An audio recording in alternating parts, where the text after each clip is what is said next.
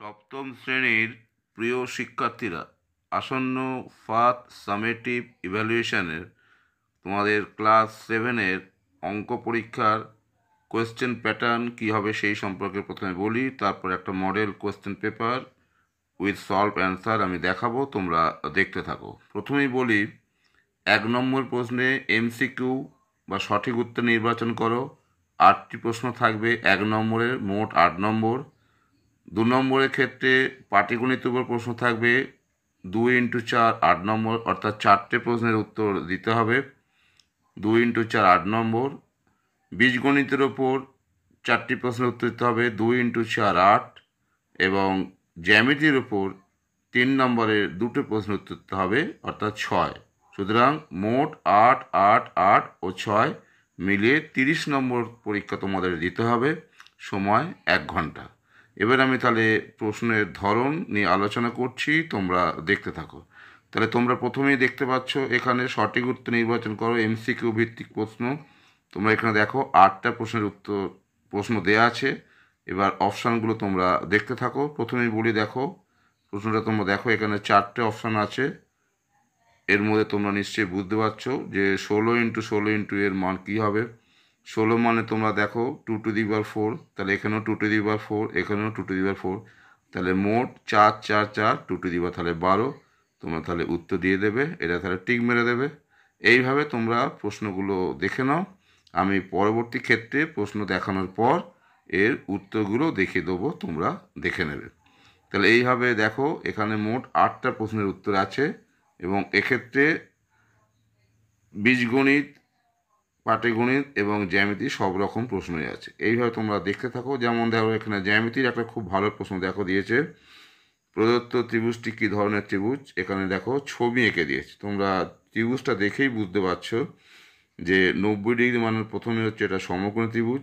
এবার সমকোণ সংলগ্ন দুটো বাহুই দেখো সমান, তাহলে এটা কী ধরনের ত্রিভুজ হচ্ছে না সমকোণী সমদ্বিবাহু ত্রিভুজ। তাহলে এখানে দেখো 4টে অপশান দিয়ে দিচ্ছে, তোমরা তাহলে এটা টিক মারবে। এইভাবে তোমরা 8টা প্রশ্নের উত্তর দেখলে নিজেরা করার চেষ্টা করো। এবার আমি আসছি 2 নম্বর প্রশ্ন। 2 নম্বর প্রশ্ন দেখো এখানে কটা প্রশ্ন দিয়েছে না 6টা প্রশ্নের উত্তর দিয়েছে, তোমাদের 4টে করতে হবে। 4টে করা মানে কি না এখানে হচ্ছে 2 × 4, তোমরা দেখতে পাচ্ছ 2 × 4 8 নম্বর। এবার প্রশ্নগুলো তোমরা এক ঝলক পুরো দেখে নাও এবং দেখতে থাকো এবং সাথে সাথে করতে থাকো।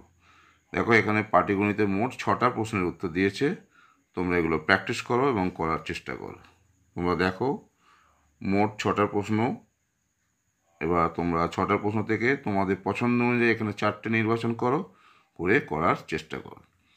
এবার আমি আসছি বীজগণিতের উপর। দেখো বীজগণিতের উপর এখানেও দেখো কটা প্রশ্ন আছে না ABC করে F পর্যন্ত মোট 4টে প্রশ্ন, 6টা প্রশ্ন আছে তোমাদের এখানে। তাহলে কটা করতে হবে না এখানেও দেখো 2 × 4 অর্থাৎ 8 নম্বর আছে, 4টে প্রশ্নের উত্তর দিতে হবে। তোমরা এইভাবে প্রশ্নের ধরনগুলো দেখে নাও, এগুলো সব হচ্ছে বীজগণিতের উপর প্রশ্ন।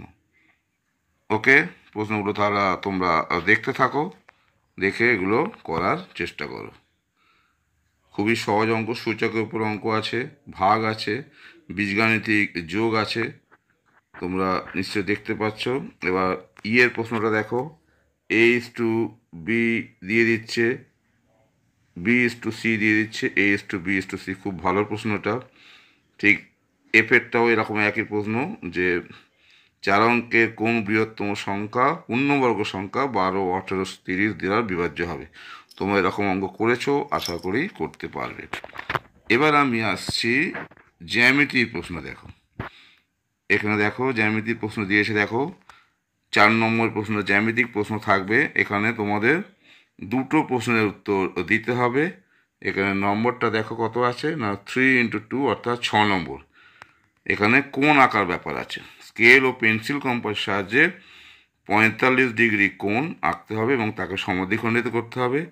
ঠিক একইভাবে 90 ডিগ্রি কোণ আঁকো অথবা এঁকে তাকে সমদ্বিখণ্ডিত করো, এবং সমদ্বিখণ্ডিত করার পর যে কোণ দুটি পাওয়া গেল তার নামকরণ করতে বলছে এবং প্রত্যেকটা পরিমাণ দেখো সমদ্বিখণ্ডিত মানে নিশ্চয়ই প্রতিটি অংশ 90 ডিগ্রি হাফ মানে কত 45 হবে, জাস্ট তার নামকরণ করতে হবে। আর একটা প্রশ্ন দিয়েছে কি না 75 ও 15 ডিগ্রি কোণ অঙ্কন করো স্কেল ও পেন্সিল কম্পাসের সাহায্যে। তাহলে আমি এখানে মোট কি প্রশ্ন আছে সেগুলো তোমাদের দেখালাম। এবার আমি উত্তরমালা নিয়ে আসছি, অর্থাৎ প্রশ্নগুলো উত্তর আমি দেখিয়ে দিচ্ছি, তোমরা দেখতে থাকো। এইভাবে তোমরা উত্তরমালা দেখো। এখানে একের দাগে মোট দেখছো যে 8টা প্রশ্ন আছে, আমি এখানে প্রত্যেকটার উত্তর দেখিয়ে দিয়েছি 8টা, তোমরা করো, করে এর সঙ্গে মিলিয়ে নাও। একইভাবে দেখো 2এর দাগের তোমাদের 4টে প্রশ্ন করতে হবে, আমি এখানে প্রত্যেকটা 6টা প্রশ্ন আছে, 6টারই উত্তর দিয়েছি, তোমরা আবার যে 4টে করবে মিলে নাও। একইভাবে 3এর দাগেও আমি 6টা প্রশ্ন করে দিয়েছি, তোমরা যে 4টে করবে সেই 4টে প্রশ্নের উত্তর মিলে নাও। তাহলে এই কোশ্চেনের অ্যান্সার থেকে তোমরা এই মডেল কোশ্চেন সেটের যে কোশ্চেন পেপার সেটা দেখে কত পাচ্ছ তোমরা নিজেরাই মিলে নিতে পারবে। এইভাবে তোমরা প্র্যাকটিস করো, আশা করি তোমাদের ফার্স্ট সামেটিভ ইভ্যালুয়েশনের অঙ্কের পরীক্ষা খুব ভালো হবে। আর সাথে সাথে অঙ্কের যেগুলো অঙ্কন প্রণালী যেগুলো আছে অঙ্কন বিভিন্ন কোণ পরিমাপ, সেগুলো তোমরা ভালো করে পেন্সিল কম্পাস সাহায্যে প্র্যাকটিস করো। তাহলে আগামী তোমাদের যে ফার্স্ট সামেটিভ ইভ্যালুয়েশন অঙ্কের পরীক্ষা তোমরা সফল হবে এবং ভালোভাবেই পাস করবে এবং ভালো নম্বর পাবে বলেই আমি আশা করি।